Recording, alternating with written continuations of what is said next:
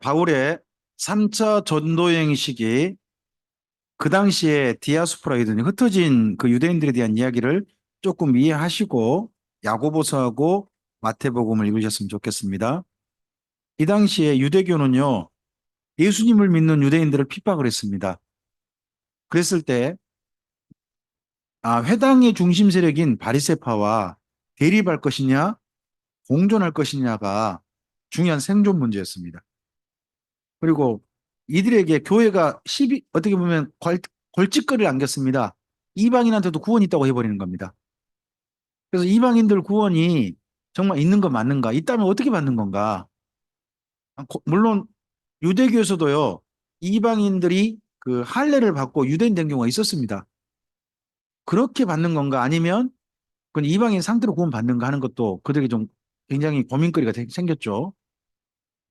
그리고 또 교회 내부에서도요, 어떻게 보면 그 흩어진 유대인들 사이에 갈등이 있었습니다. 파가 나뉘었어요. 할례파하고 바울파로.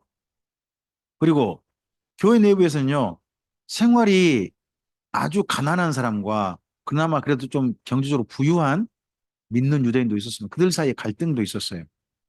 그리고 출교를 당하고 난 다음에 그 후에 오는 핍박들, 어려움들, 이런 것들로 인한 당면 문제도 있었습니다. 이에 대해서요, 야고보서하고 마태복음 읽어보면 공통 주제가 보면 이런 내용에 대한 유대교 핍박에 대해서요, 야고보서 1장을 이야기합니다. 1장에서. 그리고 마태복음에서요, 12장이나 16장, 23장이 유대교 핍박에 대한 내용으로 우리가 읽어볼 수 있습니다. 그 다음에 이방인 구원에 대해서는요, 야고보서 2장입니다. 사람이 믿음으로 구원받는다고 하니까 이거 유대인도 그럼 어떻게 받는데 믿기만 하면 되는 건가 하는 그런 오해에 빠진 것에 대해서 행함이 없는 믿음은 시체에 불과하다 하는 내용으로 이야기하면서 좀 오해를 바로잡죠. 마태복음 1장, 마태복음 28장에서는요. 예수님께서요. 모든 족속에 가서 복음을 전하라 그러죠.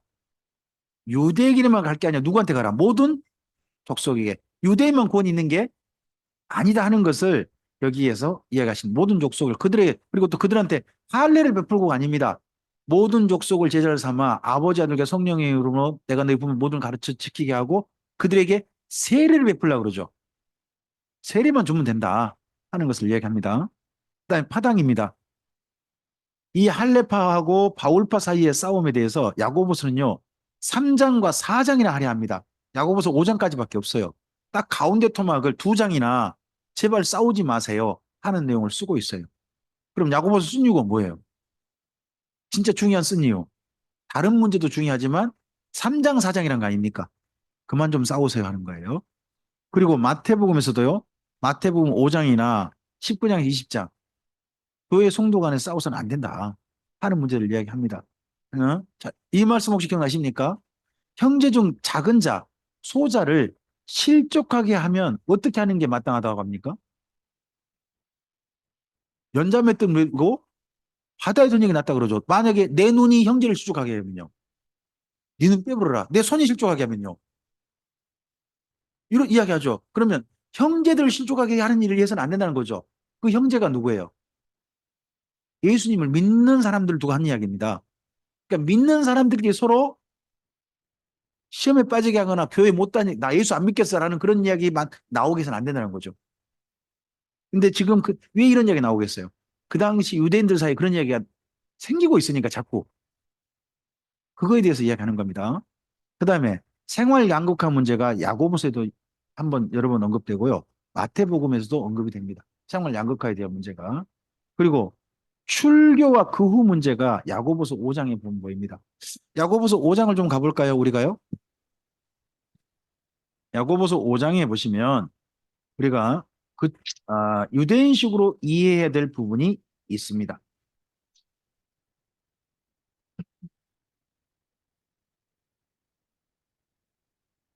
자, 5장에서요. 음, 13절부터 좀 읽어주시겠습니까? 13절부터 읽겠습니다. 너희 중에 즐거워하는 자가 있느냐? 그는 찬송할지니라. 너희 중에 병든 자가 있느냐? 그는 교회의 장로들을 청할 것이요. 그들은 주의 이름으로 기름을 바르며 그를 위하여 기도할지니라.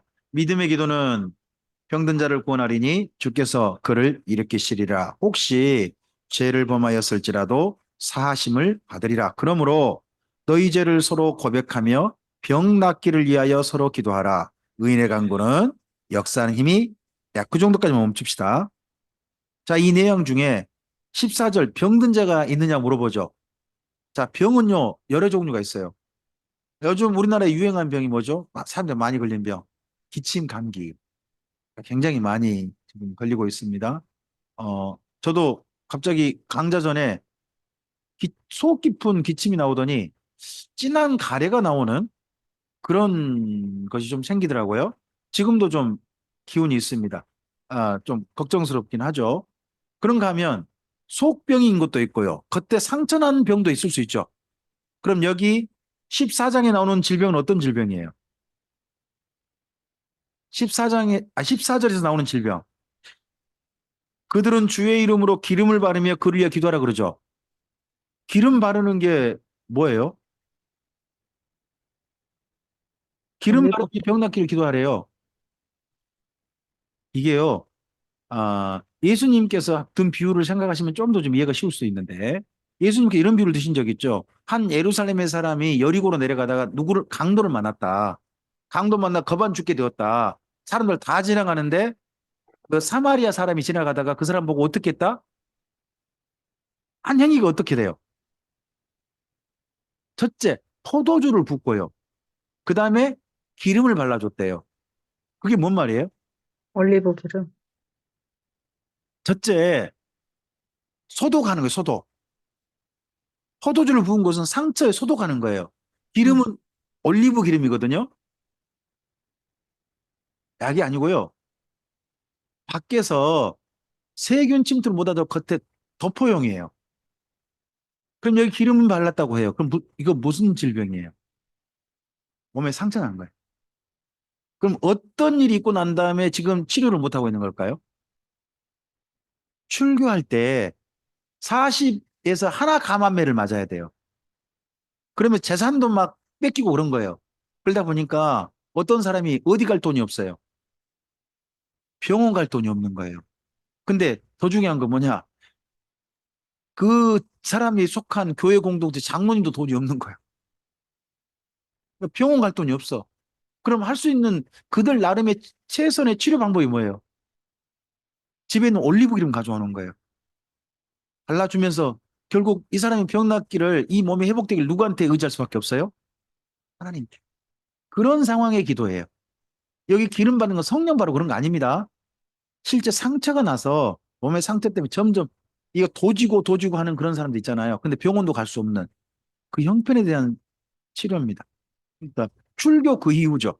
출교 이후. 그리고 마태복음 19장도 그러한 경우에 해당합니다. 자, 야고보서하고 마태복음은요. 같은 시기 저작으로 보는 게 전 좋다고 봅니다. 1차 독자가 누구예요? 디아소포라고 모든 믿는 유대인들을 대상으로 합니다. 건의는 누구를 택해요? 야고보서는 누가 건의해요? 야고보 자신입니다. 그리고 마태복음 누구를 권위로 삼죠? 마태사는 자기를 권위로 삼지 않습니다. 유대인들한테 누구를 내세워요? 예수님. 예수님은 이렇게 했습니다라고 사도의 권위를 세운 게 아니라 예수님의 권위로서 그들에게 지도합니다. 그리고 구원의 서정 중에 야고보서는 어디를 말해요? 성화와 어디까지? 심판까지. 그리고 마태복음도요. 맨 처음 믿음, 그리고 성화, 심판까지예요. 혹시 마태복음에 나온 유명한 말씀인데 이 말씀 기억나실까요? 나더러 주여 주여 하는 자마다 다 천국에 들어갈 것이 아니요 아버지의 뜻대로 행하는 자라야 들어가지. 혹시 이런 말씀 기억나세요? 그 말씀의 첫 번째 구원의 조건이 뭐예요? 아버지의 집에 들어갈 첫 번째 조건이 예수님을 주여라고 부르는 겁니다. 근데 다는 아니라는 거죠. 첫 번째 조건은 무조건 예수님을 주님으로 인정하는 겁니다. 그런 예수님을 주님으로 인정하면서 어떻게 사는 사람? 아버지의 뜻대로 행하는 겁니다. 두 개가 함께 있는 건데 첫 번째 조건은 뭐라고요? 예수님을 주님으로 인정하는 겁니다. 그게 믿음이에요. 그 말씀 어떤 분은 뒷부분만 읽는 분도 있어요. 아니에요. 둘 다 조화롭게 읽으세요. 다 아니라고 다. 다란 말을 딱 놓고 보면 쉬워지죠. 나더러 주여 주여 한 자마다 다 천국에 들어갈 것이 아니요. 그럼 기본적으로 예수님을 주님의 부른 자가 어디 들어간다? 아버지 집에 들어간다가 아니니까. 근데 예수님을 그렇게 주님으로 부른 자 중에 누구가 아버지 뜻대로 행하는 응. 두 개가 함께 있다는 거. 이걸 기억하시고 보시는 겁니다. 이게 이제 마태복음의 구원관이죠. 더더구나 마태복음은요, 교회에 속한 자를 다 구원이 있다고 말하지 않습니다. 마태복음 특히 25장을 나중에 제가 좀 설명을 드려야 되겠는데, 있습니다. 구약 배경으로 야고보서는요, 잠언적인 형식입니다. 잠언의 형식. 잠언의 형식이고요. 여기, 마태복음은요, 잠언 후반부 키아즘 같은 형식으로, 성으로 그렇게 좀 되어 있습니다. 그리고 야고보서는요, 바울과 관계 있어서 바울을요, 지도하는 분이 누구냐? 야고보입니다. 바울도 불러가지고요, 내 말 좀 잘 들어. 하고 이야기하는 분입니다. 제발 그만 싸워. 하는 분이 야고보입니다. 그런데 마태복음에서 바울은요, 저는 나중된 자가 바울을 가리킨다고 생각하고 있습니다. 혹시 이런 말씀 기억나시지 않습니까? 나중된 자가 먼저 된다. 그런 표현 있잖아요. 자, 예수님을 믿는 사람으로 가장 첫 번째 주자가 누구죠? 사도들이죠. 두 번째 주자가 누구예요? 예루살렘 교회 성도들이죠. 율법 열심히 있는 사람들. 세 번째 주자가 누구예요? 다메섹에서 예수님을 만난 바울, 사울 아닙니까? 그래서 바울은요, 후발주자예요. 후발주자인데, 그 당시에 후발주자, 뭐, 1등, 2등, 3등, 뭐, 3차까지 있는데, 이 중에서 제일 두각을 나타내는 사람은 누굴까요? 바울이 엄청나게 두각을 나타내잖아요. 그랬을 때, 먼저, 그래도 우리가 먼저 믿었는데, 쟤한테 고난이 있어? 바울이 사도권이라 그러면, 사도라 그러면요. 먼저 믿는 사람이 자꾸 뭐라 그래요? 지금까지 뭔 사도예요? 이런 그 시비거리가 있잖아요. 그런 사람들에 대해서요. 예수님은 뭐라고 하셨다는 거예요? 나중된 자가 언제 될 자가 있다라고 이야기하셨다는 거예요. 아무리 봐도 그 말씀이 누구 가르친 말씀 같다. 뭐 이런 식으로 이해해 볼 수 있는 부분이 있다는 거예요. 이해할 수 있는 부분이. 자, 그 중에 야고보서입니다. 야고보서는 뭐에 대한 이야기예요? 참된 믿음의 실천을 이야기합니다. 그 밑에 읽어주실까요? 오해와 갈등을 벗어나서 예수님의 첫 열매로서 참된 믿음의 삶을 살자고 쓴 편지입니다. 야고보서에서요, 우리의 출발을요, 우리는 예수님 안에 태어나자마자 열매로 태어납니다. 열매로. 그러면 성도의 삶은 야고보가 보기에 성도의 삶은 무슨 과정이죠? 열매가 익어가는 과정입니다. 이요, 시작부터 우리는 뭘로 태어났다고요? 열매로 태어났다는 거예요. 열매로 태어났으면 모든 성도의 과정은요, 열매가 이제 태어나서 맺어가지고 익어가는 과정인 거죠. 익어가는 과정이 성도의 과정이다 하는 걸로 야고보서는 읽을 수 있는 거죠. 야고보서는 참된 믿음을 말합니다. 아, 바울의 믿음의 그 교리에 대해서 좀 오해하는 부분들을 바로잡아주면서 이런 믿음을 이야기합니다. 시험과 시련을 이겨내는 게 믿음이라는 겁니다. 인내로서요, 마침내 뭐 해야 됩니까? 결실해야 합니다. 그리고요, 믿음을 오해하지 않고 사랑으로 결국 행하는 겁니다. 우리가 행함인데 진짜 믿음으로 말하지 않습니까? 뭘 행하는 거예요?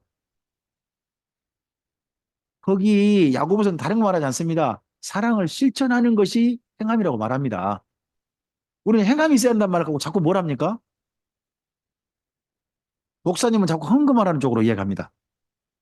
행함이 있는 자는 헌금하라, 헌금하라 자꾸 그쪽으로 이야기하는 거고요. 또 어떤 분들은 자꾸 교회 봉사 같은 거 있지 않습니까? 좀 하지 말고 좀 봉사 좀 해라. 이럴 때 행함이 있는 분 자꾸 이런 쪽으로 자꾸 이야기하기도 합니다. 근데 야고보서에서는 사랑을 실천하는 걸 행함이라고 하고 있다는 거 기억하시기 바랍니다. 그러다 보니까 당연히 어떤 열매가 가득한 선한 열매가 가득한 게 참 믿음이고요. 편벽과 거짓이 없는 게 참 믿음입니다. 세상과 보타지 않고요. 사랑과 긍휼이 있는 자가 참된 믿음이다 하는 내용을 야고보서에서 만날 수 있습니다. 야고보서 몇 개 특징을 볼게요. 첫 번째요. 상황이 어떤 상황이에요? 유대교가 핍박 중입니다. 성도는 지금 출교를 당해요. 그래서 유대교로부터요. 시련을 겪고 있고요. 몸에는요. 질병도 있고 그래요. 근데 그러다 보니까 자꾸 신앙생활을 어쨌든 타협해보고 싶어요. 근데 마침 바울이 뭐라고 그래요? 믿음만 있으면 구원받는다. 이 말을 듣고 오해하기 딱 좋은 거죠. 편하게 신앙생활 하고 싶은데 딱 그 말이 나온 거죠. 그리고 믿는 유대인들 사이에 갈등이 있어요. 갈등이 있는데 특히 누가 누구 사이? 바울파와 할례파. 그리고 발신인은 누구라고요? 야고보입니다. 자, 초대교회에서요. 유대인들 사이에 최고 지도자는 베드로가 아닙니다. 이해하시기 바랍니다. 예수님의 동생 야고보. 그래서 이런 야고보를 인정하고요. 일찍이 담임 목사직에서 물러나신 분이 베드로는 일찍 물러나셨습니다. 야고보는 이러한 내용으로 쓰여져 있다는 걸 읽으시면 됩니다. 그와 함께 보실 성경이 뭡니까? 마태복음입니다. 옆에 좀 읽어주실까요? 유대인에게 전하는 예수님입니다. 자, 마태복음은요, 유대인이 읽기에 적합한 성경입니다. 복음서마다 특징이 있어요. 마가복음은 누가 읽기에 적합할까요? 이방인이 읽기에 적합합니다. 이방인이 읽기에. 누가복음은 누가 읽기에 적합할까요? 역시 이방인입니다. 이방인 읽기에 적합합니다. 특별히 마가복음과 누가복음은 이방인 중에 어느 지역 사람을 고려하고 있을까요? 한 걸음만 살짝 더 가보게요. 이방인 수없이 많잖아요. 그런 가운데 1차 독자로 마가복음하고 누가복음은 어느 지역 사람을 생각하고 쓰고 있을까요? 그가 로마입니다. 로마에 있는 사람들 타겟에서 쓰고 있다 하는 것도 이해하시면 좋습니다. 자, 그 다음 밑에 읽으실까요? 가버나움의 세리였던 마테레이가 예수님의 제자로 부름받아 유대인의 왕으로 오신 예수님 이야기를 유대인들에게 유대인이 익숙한 합법으로 증언합니다. 유대인들이 아주 익숙한 합법으로 증언합니다. 자, 유대인 익숙한 합법이 뭔지는 한번 그다음 가볼까요? 첫째, 1번 읽어주세요. 가장 많이 기록합니다. 두 번째요. 기독교 최고 윤리인 산상순이 기록되어 있습니다. 세 번째요. 세리인. 이것도 참 아이러니입니다. 하필 유대인 중에 좀 권위 있는 사람이 쓴 게 아니라 유대인이 조금 뭐라 그럴까요? 죄인 취급하고 구원 없을 거다 생각한 사람이 예수님의 제자가 되어 썼다는 것도 참 아이러니죠. 그런 건 있습니다. 그다음에 네 번째요. 자, 이게 재밌는 건데요. 사람은요, 자기 나름 글 쓰는 방식이 있어요. 자기 나름 글 쓰는 방식. 마태는 어떤 식으로 쓰는 게 제일 글 쓰는 게 편할까요? 습관이. 그러니까 수입부 따로, 지출부 따로 쓰는 게 편합니다. 수입부 중에서는 또요. 일반 회계, 특별 회계 나누는 겁니다. 지출은 또요. 항목별로 나누는 거 이분 되게 좋아합니다. 딱딱딱 나눠가지고 주제별로 정리한 게 되게 좋아합니다. 예수님의 사역도 그러면 이분은 어떻게 쓸까요? 그렇게 주제별로 나눠 써버립니다. 물론 이렇게 합니다. 태어나셔서 십자가에 달리시고 부활하셨던 이건 딱 씁니다. 근데 그 중간에 모든 사역은요. 시간을 어떻게 보면 시간 순 쓴 게 아니라 사역을 같은 사역끼리 딱 모아서 씁니다. 그런 스타일이 이분의 스타일이라는 겁니다. 이분의 글 쓴 스타일. 그다음에 다섯 번째요. 구약의 메시아 예언을 성취하신 예수님을 말하려고 가끔은 무리한 성경 인용도 합니다. 이건 유대인들 사이에 익숙한 겁니다. 그런 유대인 사이에 익숙했을 겁니다. 그다음에 여섯 번째요. 마태하고 예수님의 제자 중에 시몬이라는 사람이 있습니다. 시몬 베드로 아닙니다. 또 다른 시몬입니다. 이 두 사람은 서로요 말을 안 해요. 근데 짝꿍이에요. 예수님이 하필 이 두 사람을 전도 짝꿍으로 만들어놨어요. 자, 마태는 전직이 뭐죠? 세례는 어느 쪽 사람들과 친할까요? 로마. 로마. 그러면 시몬은 그런 사람 어떤 사람이 로마하고 친한 사람 어떻게 하고 싶은 사람일까요? 이 열심당이란 말 그런 사람 죽이는 열심이라는 사람입니다. 그러면 쉽게 말하면 이런 겁니다. 친일파하고 독립군이 한 짝꿍이 된 겁니다. 서로 말을 할 수 있겠습니까? 없겠습니까? 그래서 두 사람 사이에 말이 없습니다. 전 성경 읽어보면서요. 어디에도요. 마태가 뭔 말 했다는 이야기를 한 번도 읽어본 적이 없습니다. 부름만 받았지. 네. 그리고 이 마태하고 마가복음에 나오는 야고보가 있습니다. 예수님의 제자 중에 또 다른 야고보 둘이가 아버지 같은 게 보입니다. 그럼 두 사람이 형제일 가능성이 없습니다. 자, 예수님께서는요. 제자들을 부를 때 형제를 부른 경우가 제법 있죠. 그렇지 않습니까? 베드로하고 안드레, 야고보와 요한. 그런 것처럼 마태와 여기 야고보. 이들도 불렀을 가능성도 있다는 겁니다. 자, 아까 유대인을 향한 복음을 하겠죠. 유대인들은 말할 때 어떤 식의 말하는 게 제일 익숙할까요? 1번. 뭐라고요? 토론. 토론을 요즘 그 히브리인들의 유대인들의 표현을 해보세요. 하브루타. 여쭤보겠습니다. 토론에서 시작할 때 중요한 게 뭐예요? 질문이 좋아야 돼요. 질문이 중요합니다. 그래서 마태복음을 읽으실 때는요, 질문 나오면 밑줄 긋습니다. 특히 예수님에 대한 질문이 나와요. 그럼 반드시 밑줄 긋습니다. 중요한 질문입니다. 두 번째, 유대인들은 어떤 식으로 말하는 걸 좋아해요? 비교대조. 서로 비교대조하는 것을 그렇게 말하는 걸 되게 좋아합니다. 우리나라도요, 떤 말하는 걸 좋아하는 흑백 논리를 되게 좋아합니다. 그런 사람들도. 그 다음에 세 번째요, 족보를 따집니다. 그 사람들. 우리로 서로 사람 만나면 먼저 나이 따지죠. 남자들 만나면. 몇 살인가 꼭 물어보죠. 그래가지고 뭘 정하는 거예요? 소유를 꼭 정하려고 하는 게 우리나라 습성이 있잖아요. 그리고 또 만나다 보면 김씨 그러면 저 감신이 갑니다. 김씨 그러면 반드시 제가 뭘 물어볼까요? 어디 김씨예요? 그러다가 저와 같은 김해 김씨라 그러면 또 파를 물어보죠. 혹시 어느 파인지 아세요? 어, 쪽파. 저는 삼연파 그러면 너무 가깝죠. 너무 반갑죠. 제가 삼연파거든요. 그럼 그다음 당장 물어보죠. 몇 대세요? 아, 우리나라 호족 좀 따지잖아요. 그런 것처럼요. 유대인들은 족보 따지는 거 되게 좋아합니다. 족보 따지. 구약 성경 보면 맨날 족보 이야기 많아요. 유대인들 습관인 거죠. 족보를 중시하는. 그래서 여기도 족보 이야기를 쓰고요. 그다음에 메시아를 이야기할 때요. 그냥 하는 게 아니라 구약 성경 이런 말씀이 이분의 삶을 통해서 이루어지지 않았냐. 구약 성경 말씀과 그분의 삶을 연결해서 이야기하는 것을 유대는 되게 좋아합니다. 그래서 그런 이야기 하고요. 그다음에 예수님과 유대교를 비교합니다. 쉽게 말하면 바리새파하고 예수님을 비교한 겁니다. 누가 진짜냐는 거죠. 누가 진짜냐 이런 이야기를 하는 겁니다. 그리고 교정합니다. 신자의 삶. 앞서 야고보서 있죠. 야고보서 2장과 비슷한 겁니다. 2장과 그렇던 그런 표현들이 있는 겁니다. 그리고 이단을 향해서 뭐라고 합니까? 화 있을진저란 말을 들었던 사람들이 누굽니까? 마태복음에서 바리새파. 유대교를 향해서 뭐라고 한 겁니까? 화 있을진저 한 겁니다. 그 이단이다. 강력하게 주장하는 겁니다. 그다음에 경고합니다. 누구를? 형제들에 대해서 실족하게 하면 연자맷돌을 쥐고 바다에 빠뜨리나. 그만 싸우라 하는 거죠. 그다음에 인정합니다. 누구를요? 나중된 자. 아무리 봐도 바울 인정으로 저는 이해를 합니다. 그리고 사명을 줍니다. 유대인의 사명은 뭐다? 모든 족속에 복음을 전해라. 유대인만 구원이 있다고 하지 마라, 제발. 예? 다 모든 족속에 다 구원이 있다. 하는 거 제발 인정하라 하는 내용이 들어있습니다. 아까 말씀드렸죠. 토론이 중요하다겠죠. 이 6가지 질문은 기억하시는 게 좋을 것 같습니다. 1번 읽어주세요.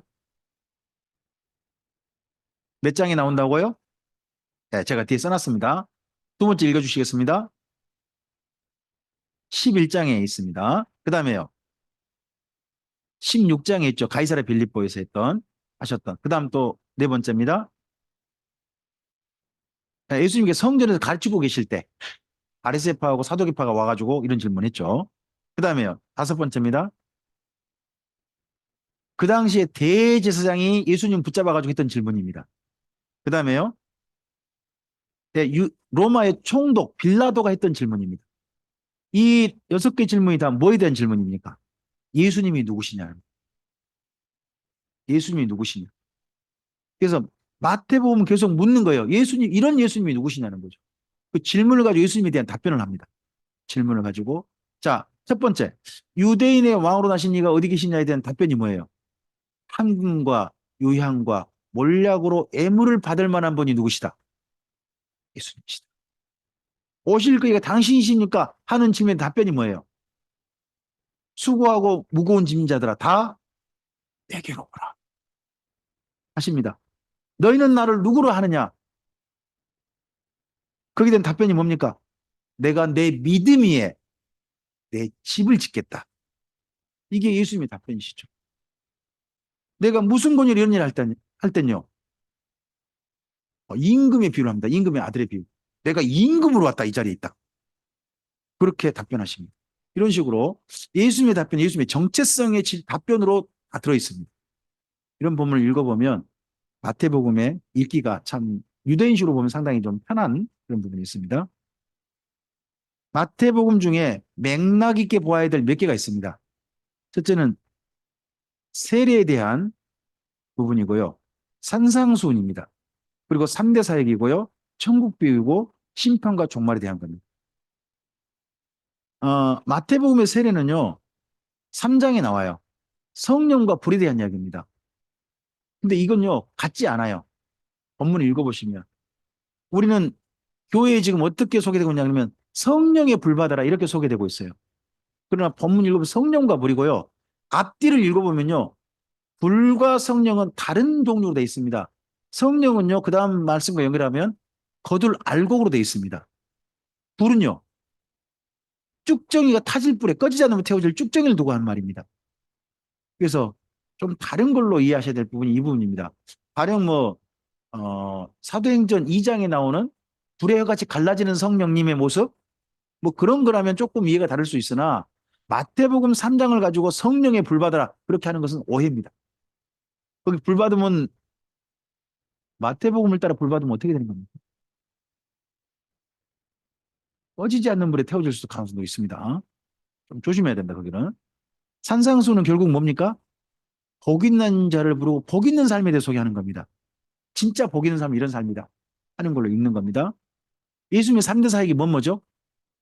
가르치고 전도하시고 그리고 고치신 사역입니다. 이 사역을 우리 교회가 계속 지속해야 되는 거죠. 천국비유는 결국 누구에 대한 이야기예요? 예수님과 교회에 대한 이야기입니다. 마태복음에 천국비유가 몇 개가 들어있죠? 잘 안 세봤죠? 무려 8개가 들어있습니다. 마태복음 내 그 이야기로 읽으십니다. 그 다음에 심판과 종말은 결국 누가 대상입니까? 유대교도 심판받아야 되고 어디도? 교회도 심판받아야 돼요. 예수님 3대 사역 아까 말씀드렸습니다. 그리고 심판은 두 개 나뉩니다. 마태복음 24장과요. 25장은요. 두 개 심판을 말합니다. 24장은요. 세상의 심판입니다. 25장은요. 교회의 심판입니다. 교회도 뭘 받아야 한다고요? 심판을 받아야 한다는 겁니다. 자, 열처녀 비유에서 교회는 첫 번째 뭐 해야 됩니까? 깨어 있으라라고 합니다. 깨어 있다는 게 달란트에서 뭐라고 합니까? 자기 달란트로 남기는 겁니다. 남기는 게 깨어 있는 겁니다. 그럼 뭘 남겨야 돼요? 양과 염소에서. 이게 이어집니다. 양과 염소 뭘 남기라 그러는 거예요? 형제를 예수님처럼 대하는 겁니다. 옥에 갇힌 성도들을 예수님 만나듯이 만나보러 가는 것이고 헐벗고 있는 형제에게 예수님을 대하듯이 그를 입혀주는 것이고 굶주리고 있는 성도에게 예수님 대하듯이 그에게 먹을 것을 챙겨주는 것이 바로 여기 말하는 깨어있는 삶입니다. 이게 교회가 끝까지 할 삶이죠. 우리는 깨어있다 그러면 기도로 깨어있다 자꾸 이러잖아요. 근데 여기 내용으로 읽어보면 뭐냐 그러면요. 성도는 착한 일로 깨어있는 겁니다. 사랑으로 깨어있는 겁니다. 사랑하는 삶을 계속 사는 것이요. 결국 깨어있는 삶입니다. 여기 소개해드리고 있는 게. 여기가 어딜까요? 여기가요? 제가 어디 사진인데 가져왔을까요? 이스라엘이겠죠. 여기가 근데 어디? 겟세마네입니다. 겟세마네 거기입니다. 그럼 이 나무가 무슨 나무예요? 올리브죠, 당연히. 겟세마네 기름 짜는 올리브 기름 짜는 데 아니니까. 그럼 이 나무 수명이 얼마나 됐을까요? 모르죠. 예. 가이드께서는 이걸 얼마라고 할까요?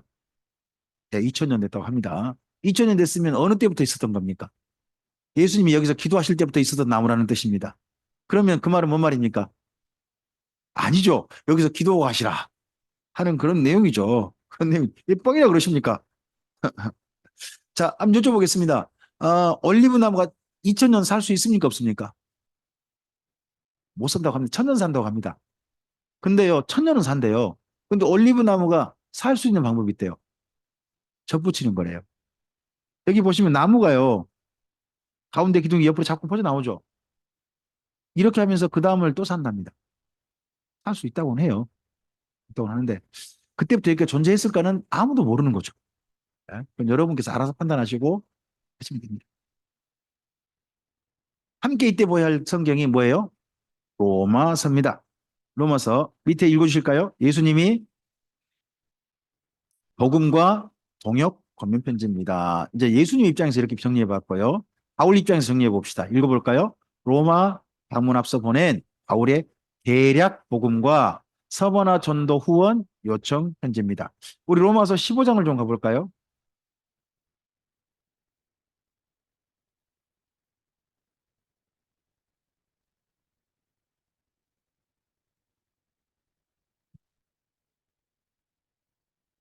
자, 로마서 15장입니다. 15절 보시죠. 15, 15 딱 좋습니다. 15, 15. 네. 읽어볼까요? 그러나 내가 너희로 다시 생각나게 하려고 하나님께서 내게 주신 은혜로 말미암아 더욱 담대히 어떻게 썼다고요? 대략 썼습니다. 대략 쓰면 몇 장 쓰는 겁니까, 바울은? 여기까지 읽으면 평소 속도로 읽으면 얼마 시간 걸리던가요?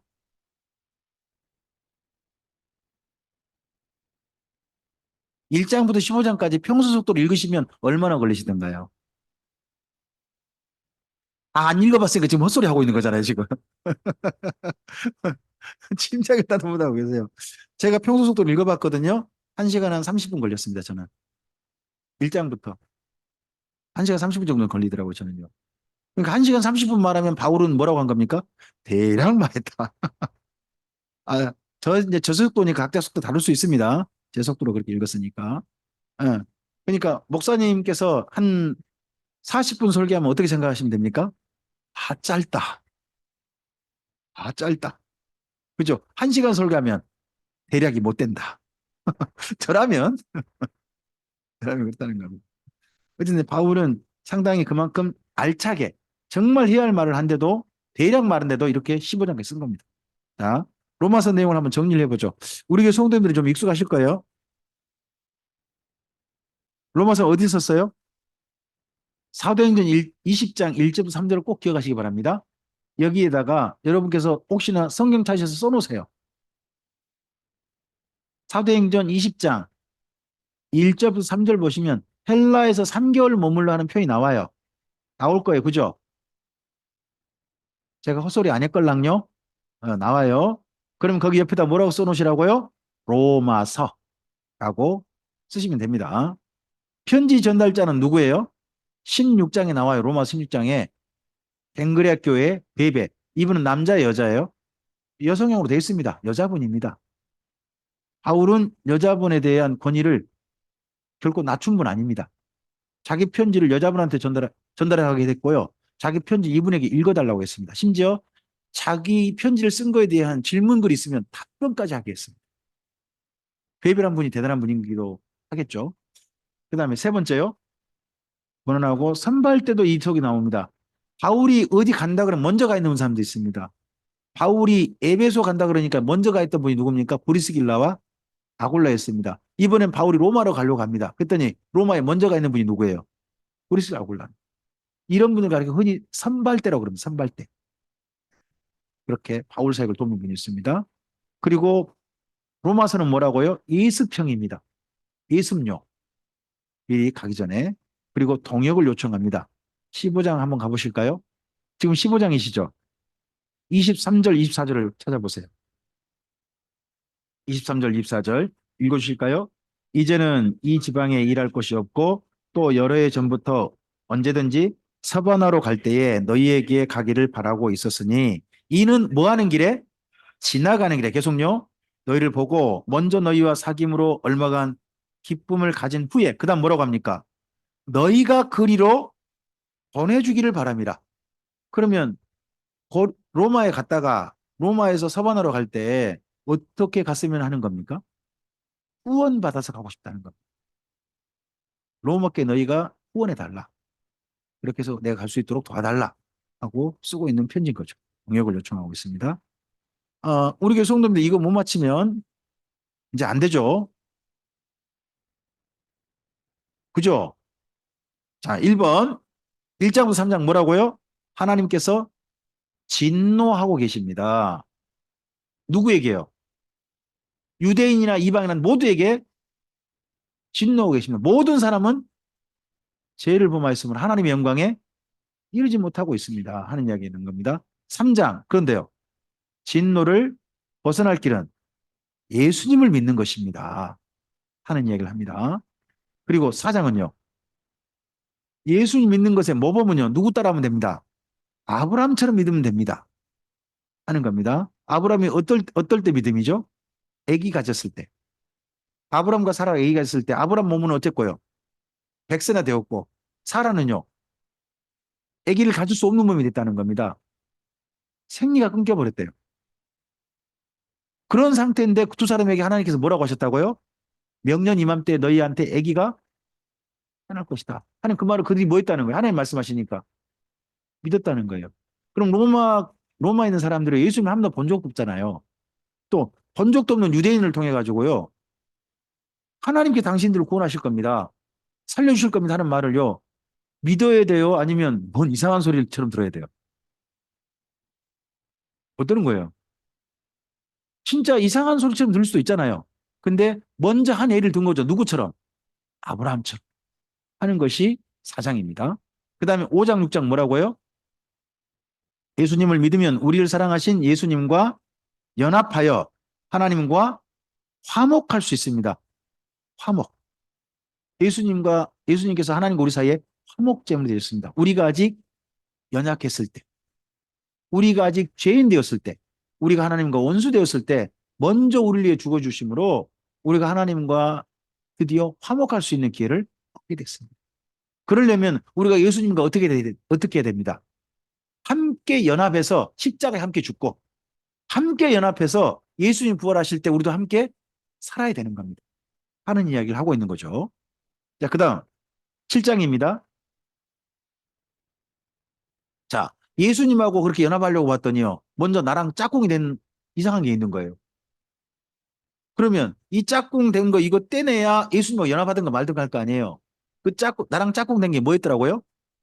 죄라는 거예요. 죄가 내한테 죄가 있는 걸 어떻게 발견할 수 있죠? 7장에서 뭐라고 말해요? 행하려고 하는데요. 어떤 선한 일을 행하려고 해요. 그런데 어느 순간 보니까 내가 뭘 행하고 있어요? 악을 행하고 있다는 거예요. 그럼 내한테 뭐가 있다는 거예요? 내 안에. 죄가 있다는 증거라는 거예요. 이 죄하고 짝꿍이 되고 있는 한은 내 속에 죄가 짝꿍이 되고 있는 한은 예수님하고 연합할 수 있어요? 없어요? 없다는 거예요. 없다는 거예요. 그러면 이 죄라는 놈하고 헤어져야 될 거 아니에요? 헤어져야 되는데 죄가 헤어져야 안 헤어져요? 안 헤어지는데 뭐라고 하냐 그러면 이 사망의 몸에서 이렇게 표현해요. 자, 로마서 7장에 말하는 사망의 몸은요. 가장 잔인한 로마 형벌 중에 하나예요. 그게 뭐냐 그러면요. 살아있는 사람한테 너 죽으라고 죽은 시체를 묶어놓는 거예요. 그럼 어떻게 될까요? 시체가 사는 사람과 함께 있으면서 썩어요, 썩어. 썩으면 살아있는 사람에게 시체의 독이 점점 감염되는 거예요. 감염돼서 마침내 살아있는 사람이 어떻게 될까요? 죽어요. 현재 죄와 짝꿍된 저와 여러분 짝꿍돼 있다면 저와 여러분 살아있어요, 죽어있어요? 현재 살아있죠? 근데 마침내 어떻게 돼요? 인생의 죄의 독에 점점 감염되고 부패된 독이 내 안에 들어와서 살아있는 내 인생이 마침내 어떻게 돼요? 죽음에 이른다는 거예요. 그게 사망의 몸이라는 죄예요. 그러면요, 죄가 내 안에 있는 게요, 죄가 내 안에 있는 게 내가 원한 건가요? 아니면 벌인가요? 사망의 몸은 로마의 벌이라니까요, 벌. 죽으라는 벌이에요, 죽으라는 벌. 그래서 묶어놓은 거예요. 그럼 내가 스스로 뗄 수 있어요, 없어요? 이 시체는 떼내고 싶어도 못 떼는 거예요. 죽으라고 묶어놓은 거니까. 그럼 누구만 뗄 수 있어요? 그렇게 형벌을 내린 이 있잖아요. 형벌 언도아니가 시체 풀어줘. 해야 비로소 이 죄라는 사망을 자유할 수 있는 거예요. 내가 떼낼 수 없다는 거죠. 그럼 내가 그러면 이 지하고 짝꿍이 되고 있는 한은 누구랑 연합할 수 없어요? 예수님과 연합할 수 없는 거죠. 그럼 나로서는 예수님과 연합할 수 있는 길이 전혀 없는 거예요. 그러니까 오호라 나는 문고한 사람이라도 이런 말을 할 수밖에 없는 거죠. 그러할 때 예수님께서 보여주신 유일한 길이 있죠. 성령님이십니다. 자, 8장 6번 읽어주세요. 그렇지만 성령님이 도우시면 가능합니다. 이게 죄와 떨어지고 예수님과 연합해가지고 하나님과 화목해질 수 있는 이 길이 가능해지는 겁니다. 예수님께서 보내보낸 성령님을 통하여서. 자, 이러한 전도, 이러한 구원의 길을요. 구원의 길은 7번입니다. 10장 뭐라고 한다고요? 이러한 복음은 전도를 통해서 지금도 이루어지고 있습니다. 하나님께 이런 소식을 사람들에게 전하게 했습니다. 이 소식을 듣고 믿는 자들에게는 이 소식이 그들에게 복음이 되어지고 구원으로 인도할 것입니다. 하는 겁니다. 믿음은 들음에서 나는 겁니다. 이 소식을 듣고 받아들이시기 바란다는 겁니다. 자, 이렇게 받아들인 사람이 이제 어떻게 살아야 됩니까? 12장부터 15장입니다. 8번이요. 이 복음을 믿는 사람은 하나님 기뻐하시는 산 제사의 삶을 살아요.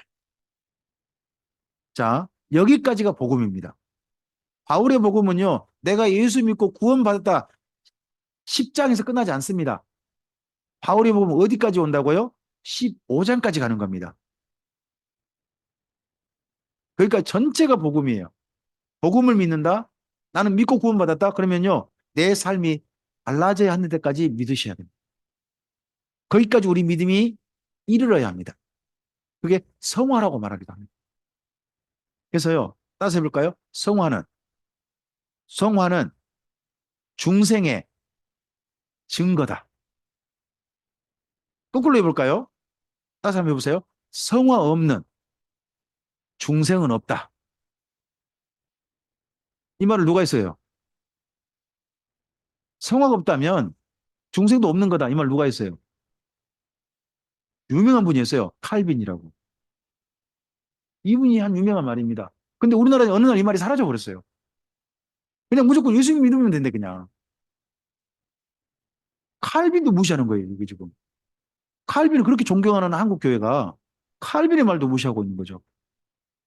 이거 참 심각한 그런 부분이 있습니다. 자, 이러면서 교회가 또 달라져 갑니다. 잠깐 우리 쉬셨다가 9시에 오늘 마지막 강좌 진행하도록 하겠습니다. 네, 수고하셨습니다. 감사합니다.